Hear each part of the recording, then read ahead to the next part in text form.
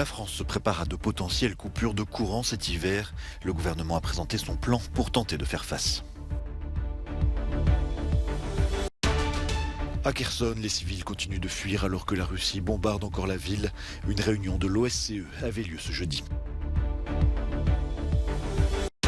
Entre lois contraignantes et autocensure, reportage au Salon du Livre de Moscou auprès d'éditeurs qui ont toujours plus de difficultés à faire leur métier. Après le Brésil et le Portugal qui ont déjà assuré leur qualification, les équipes des groupes G et H jouent pour aller en 8e de finale de la Coupe du Monde.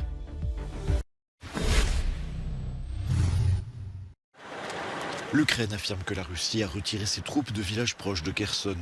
Depuis la reprise de la ville par l'armée ukrainienne, les forces de Moscou sont stationnées sur l'autre rive du Dniepr qu'elle contrôle toujours. Elle continue de bombarder la population. Ces tirs ont à nouveau mis en péril l'approvisionnement en électricité et en eau. De nombreux civils continuent de fuir pour éviter les attaques. Au même moment, les pays membres de l'OSCE, dont fait partie la Russie, étaient réunis à Lodz en Pologne. Les négociations de paix sont encore loin d'aboutir, aucune des parties ne voulant céder de territoire. Pour les Ukrainiens, il faut aussi qu'à l'issue de la guerre, un tribunal soit mis en place qui fasse la lumière sur les crimes commis. Sans garantir la responsabilité du crime d'agression contre l'Ukraine, il n'y aurait pas de paix et de sécurité durable au sein de l'OSCE. C'est pourquoi il faut créer un tribunal spécial pour traiter le crime d'agression. À Washington, lors de la visite d'État du président français Emmanuel Macron, Joe Biden a estimé que les deux pays continueraient de travailler pour, je cite, rendre la Russie responsable de ses actes. Les deux chefs d'État ont également affirmé vouloir soutenir Kiev aussi longtemps qu'il le faudra. La Russie a jugé qu'un tribunal spécial pour l'Ukraine n'aurait aucune légitimité. Le gouvernement français a annoncé d'éventuelles coupures de courant pendant l'hiver.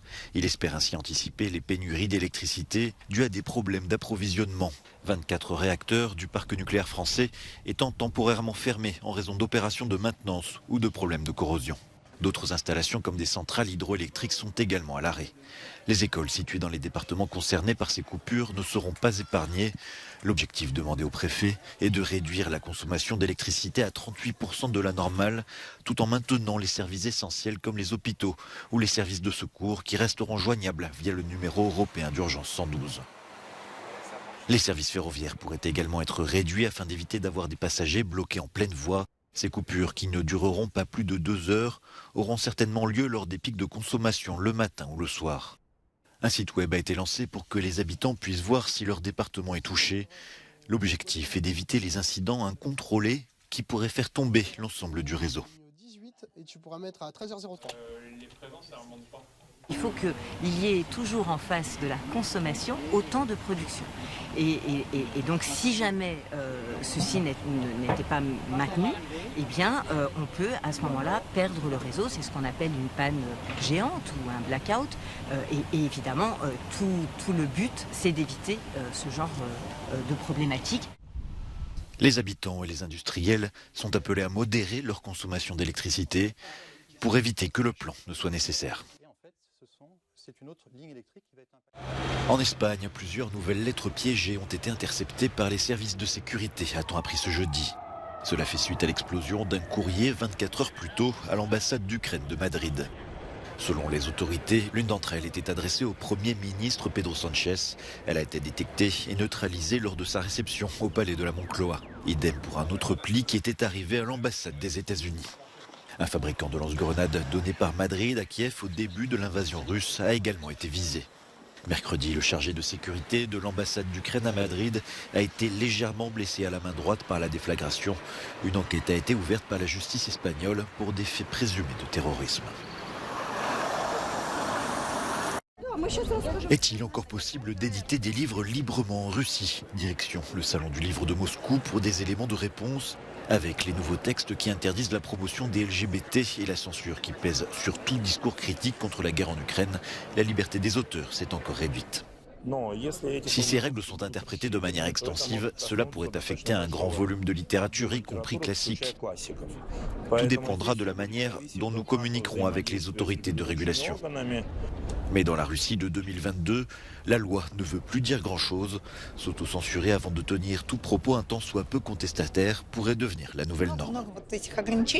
Il existe beaucoup de restrictions. Bien sûr, elles affectent le travail d'un éditeur. surtout l'autocensure. Les éditeurs sont effrayés. Certaines librairies ont déjà commencé à brader tous les livres considérés comme problématiques. Reste que la censure peut parfois aboutir à des résultats inattendus. Durant l'époque soviétique, des livres interdits, souvent reproduits à la main, circulaient parmi la population, ce qui aurait aussi contribué à mettre fin à l'URSS. Même pour Elon Musk, c'était trop. Le compte Twitter du rappeur américain Kanye West a été suspendu ce vendredi pour incitation à la violence. Le rappeur avait publié une image représentant une croix gammée entrelacée avec une étoile de David. Alors que le compte Twitter de Kanye West avait été suspendu après la publication de messages antisémites en octobre dernier, en novembre, il avait fait son retour sur le réseau social racheté depuis peu par Elon Musk. J'ai fait de mon mieux, mais il a encore enfreint nos règles contre l'incitation à la violence, avait annoncé jeudi soir le nouveau patron de Twitter. Kanye West, de plus en plus isolé après ses récentes remarques antisémites, s'est enfoncé un peu plus jeudi en confessant son admiration pour Hitler et les nazis lors d'une interview dans l'émission InfoWars. Avec toutes ces polémiques, Kanye West a été lâché en cascade ces dernières semaines par les marques avec lesquelles il collaborait. L'équipementier sportif Adidas a notamment coupé les ponts avec le rappeur fin octobre à cause de ses sorties controversées. Jamais en Allemagne, un tableau n'avait été vendu aux enchères à ce prix-là. Un autoportrait de l'artiste expressionniste Max Beckmann a été adjugé à 20 millions d'euros ce jeudi à Berlin. Achevée en 1943, la toile représente le peintre pendant son exil aux Pays-Bas, après avoir fui son pays natal gouverné par les nazis. Le précédent record outre-Rhin était détenu jusqu'ici par un autre tableau de Beckmann, vendu pour 4,7 millions d'euros.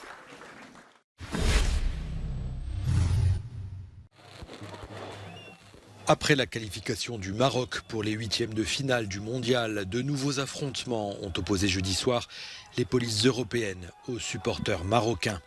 Aux Pays-Bas, au moins 6 personnes ont été interpellées à La Haye, ainsi que dans plusieurs autres villes du pays. En Belgique, où de graves incidents ont eu lieu après la première victoire du Maroc sur les Diables Rouges, les heurts ont cette fois été plus limités. Malgré des dégradations, l'ambiance était plutôt festive. Certains fans ont formé une chaîne humaine pour éviter justement les confrontations directes avec la police anti-émeute. L'ambiance était tout aussi festive à Paris. Le Maroc ne s'était plus qualifié depuis 36 ans. Les Lions de l'Atlas affronteront mardi prochain l'Espagne, qui a laissé beaucoup de doutes lors de sa défaite contre le Japon. Une qualification en quart de finale pourrait donc donner lieu à de nouveaux rassemblements. Ils ont beau crier, huer, applaudir, cela n'aura pas suffi. Les supporters allemands ont bien eu du mal à cacher leur déception ce jeudi en apprenant l'élimination de leur équipe aux portes des huitièmes de finale de la Coupe du Monde. C'est la défaite surprise de l'Espagne contre le Japon qui a scellé son sort malgré son succès face au Costa Rica. Personne ne s'attendait à ce que le Japon gagne contre l'Espagne.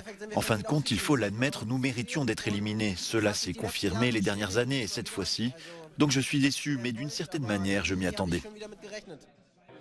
Champions du monde au Brésil en 2014, les Allemands voient cette année se rejouer le scénario de 2018, sorti dès la phase de groupe.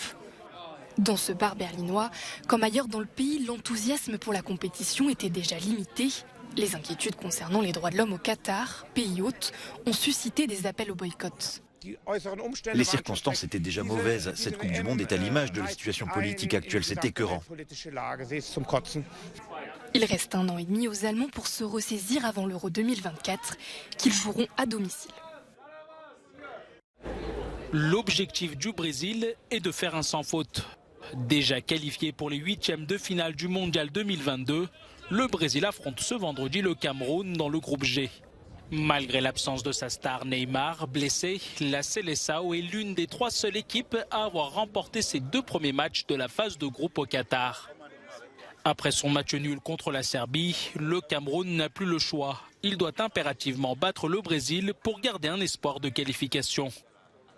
Mais les Lions indomptables n'ont pas leur destin entre leurs mains. Ils sont dépendants du résultat de la rencontre entre la Suisse et la Serbie qui se jouera au même moment.